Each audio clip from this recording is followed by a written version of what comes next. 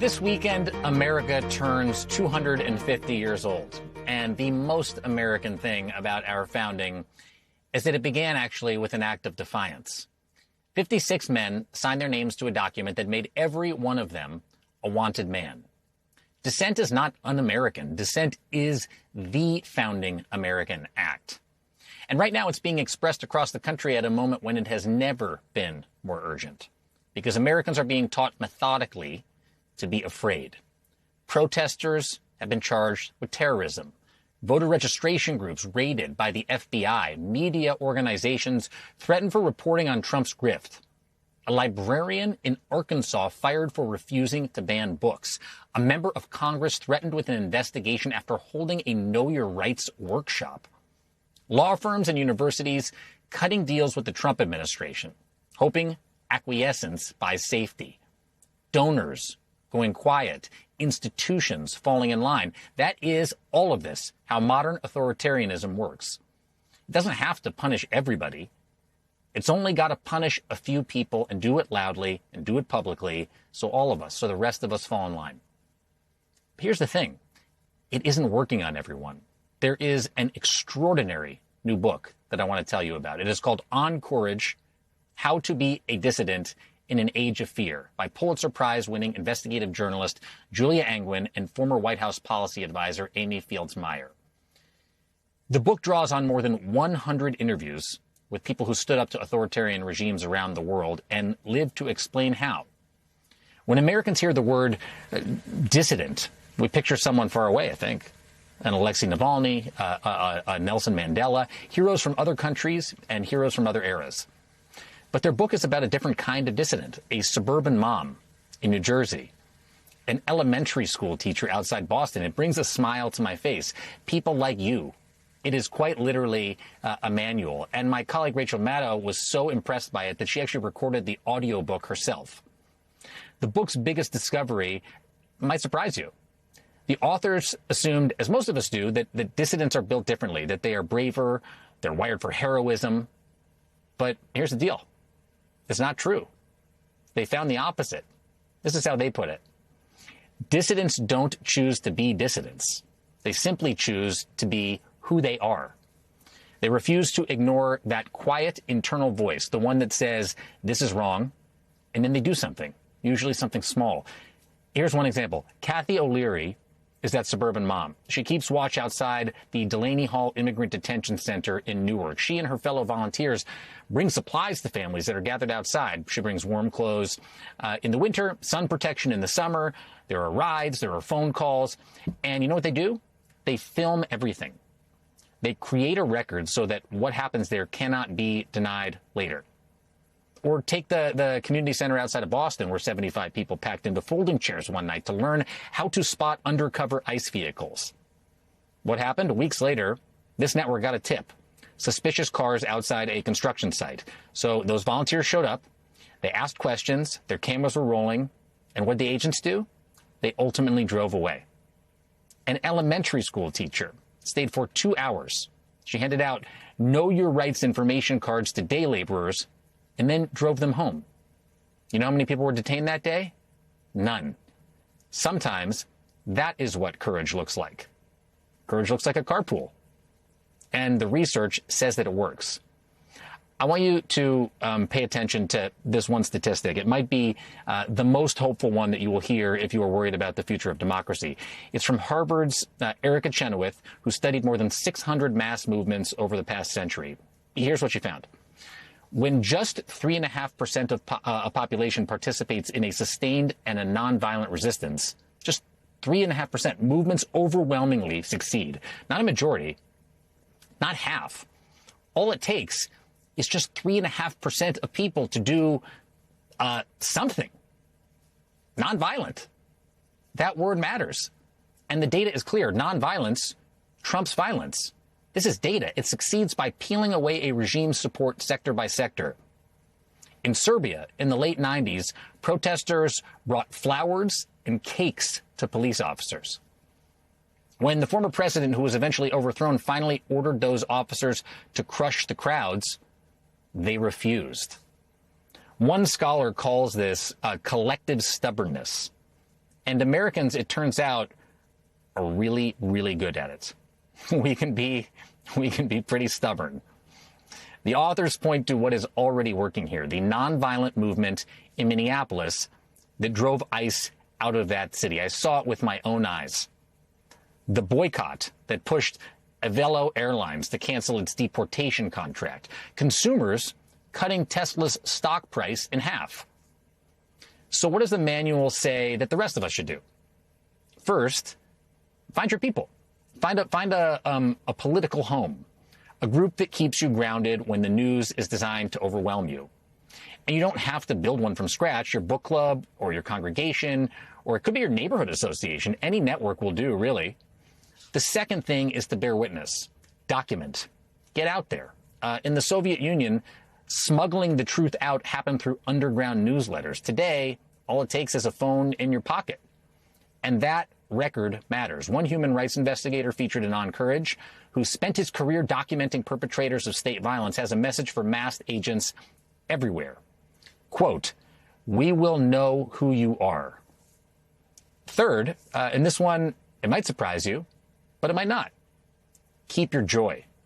When the president seized control of the Kennedy Center and banned drag shows, Washingtonians threw a drag dance party outside. One organizer explained the strategy this way. They said, "They want us to be so afraid, and the only way to counter fear is with joy." Author Amy Fields Meyer offers one warning. Most Americans still don't grasp where we are. This is not, in his words, your grandmother's authoritarianism. It doesn't arrive in a coup. It comes through elections gradually, which is frightening. But as the authors note, gradual also means this. We have off-ramps. We only have to take them. The book closes with a story from the darkest years of the Soviet Union, when the KGB was sending dissidents to labor camps and to psychiatric wards. The activists kept writing anyway. They kept publishing. And when they gathered, they raised their glasses in a defiant toast. The toast was, "To the success of our hopeless cause." You know how that story ends. In 1989, the wall fell. Remember this. The cause is never as hopeless as the regime needs you to believe it is. 250 years ago, a small group of people looked at the most powerful empire on earth and decided that they would no longer submit. And you know what? Americans are not about to start now. Joining me now is Julia Angwin, the Pulitzer Prize-winning investigative journalist, founder of Proof News, and co-author of the newly released bestseller, On Courage, How to Be a Dissident in an Age of Fear. Julia, congratulations on the success of the book. It couldn't come at a more important time, and it's really great to have you. Thank you so much for having us. You have spent your career exposing abuses of power as an investigative journalist. I'm curious what made you decide that this moment called not for another investigation per se, but for almost a guide on how ordinary people can respond. Yeah, I think there's a way you could probably describe my career as an investigative journalist as like a career of despair, in the sense that I was constantly bringing people very bad news that they maybe didn't know about previously. But it felt so urgent to bring people some news about hope in this moment. I think that I felt for a long time that people didn't know the bad things that were happening, but I think now we do know. And so what we actually need right now is a roadmap for how to get out of it. And the cool thing about it was that just all Ami and I did was call up dissidents around the world and ask them what they did, how they did it. And it turns out it was much more doable than I thought. I think we honestly did think, just like you said earlier, that maybe we're going to learn that they all had some secret thing they were born with about courage. And when we learned that they were just like us, you know, celebrities just like us, but we just really were surprised at how accessible this was going to be. And so it was an exercise in hope for us while writing it too. Yeah, I mean, it's called On Courage, but you argue it's not really about heroes. It's about just regular folks. You know, I'm curious how the reporting in the book changed your own understanding, even on a personal level, of what courage actually looks like. Yeah, I think what I really came away with, to be completely honest, is that courage was about not looking away The authoritarian regime wants to have you look away from their lawlessness and their corruption, because that's ultimately what it's about, right? It's about them taking your rights and taking your money for themselves. And so they want you to do, the only way they can do that is if you don't pay attention, if you don't care. And so caring is the courageous thing. Sticking to your values and caring about the people they're picking off and telling you, oh, those are the bad people, focus on that, not on the bad thing we're doing. And so you have to care about people who you may not know, they're not necessarily part of your community, but if you start to care about what's happening to them, that actually allows the regime, it prevents the regime from demonizing them and focusing everyone's attention on that instead of on what they are doing. And take it from me, who spends a lot of time with strangers, it feels great. It actually is an extraordinary feeling to get to know people that you might not otherwise cross paths with and watch them, as you say, sometimes even in their worst moment, try to find a way together. The book, by the way, has already become a bestseller. It says something, don't you think, about where Americans are right now? I mean, we're so honored, right, that Rachel Maddow did the audio, that people have been resonating with it, because we really did write it because people we knew, including ourselves, were saying, what can we do? Right? Like, this is the question everyone has been asking.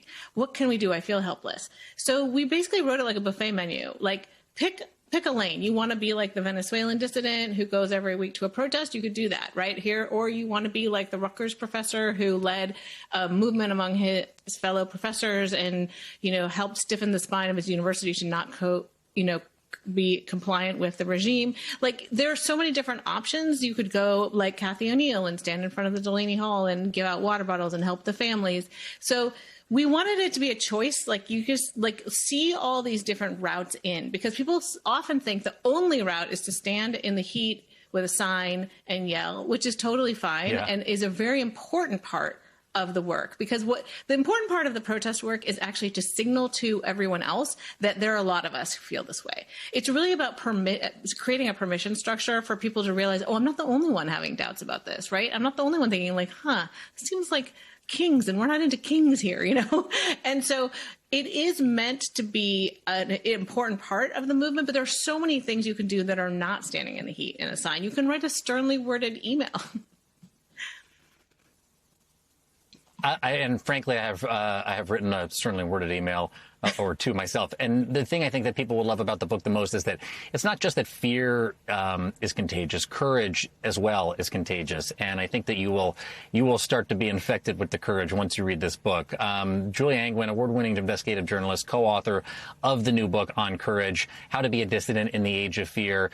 Pick it up now if you haven't yet. It really is a book for this exact moment in time. So grateful that you were here. Thank you.